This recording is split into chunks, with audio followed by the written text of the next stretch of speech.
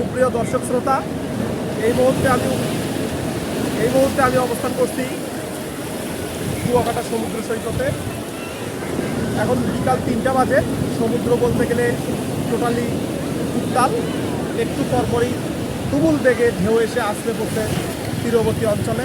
প্রচুর পরিমাণে দর্শক শ্রোতা এই মুহূর্তে অবস্থান করছে কুয়াকাটা সমুদ্র সৈকতের তীরবর্তী অঞ্চলে।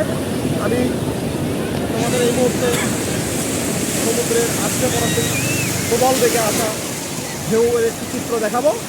চলুন দেখা যাক।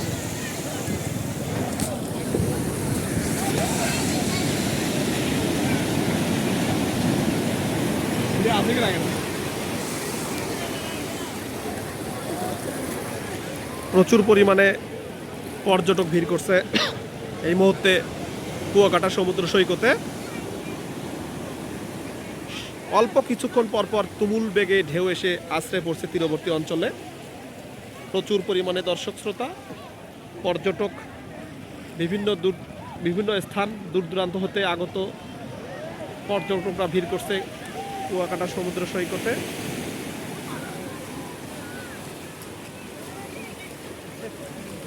আমি নিজেও সকালবেলা গোসল করেছি।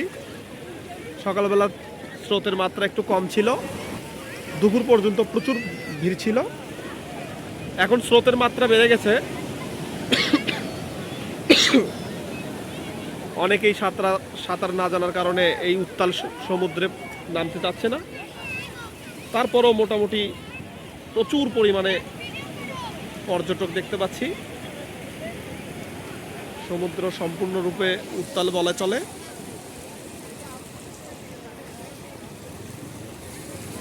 দেখুন শ্রোতা, অল্প কিছুক্ষণ পর পর প্রবল বেগে ঢেউ এসে আছড়ে পড়ছে।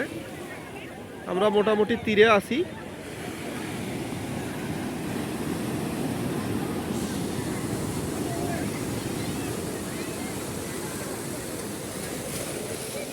আমরা এই মুহূর্তে তীরে অবস্থান করছি। আমাদের একদম সমুদ্র উত্তাল, প্রচুর পরিমাণে সমুদ্রের গর্জন শুনতে পাচ্ছেন আপনারা।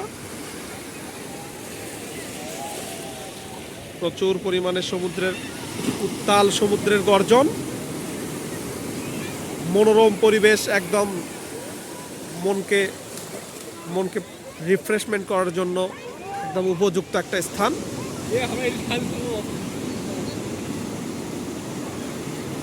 আসলে ওইভাবে ভিডিও তৈরি করা হয় না, যার কারণে কথা বলতে বিভিন্ন ধরনের জড়তা চলে আসছে।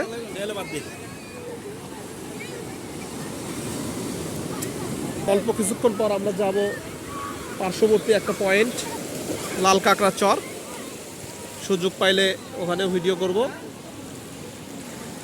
দেখুন প্রচুর পরিমাণে পর্যটক এই মুহূর্তে কুয়াকাটা সমুদ্র সৈকতে। মনোমুগ্ধকর পরিবেশ, ভাষায় প্রকাশ করার মতো না।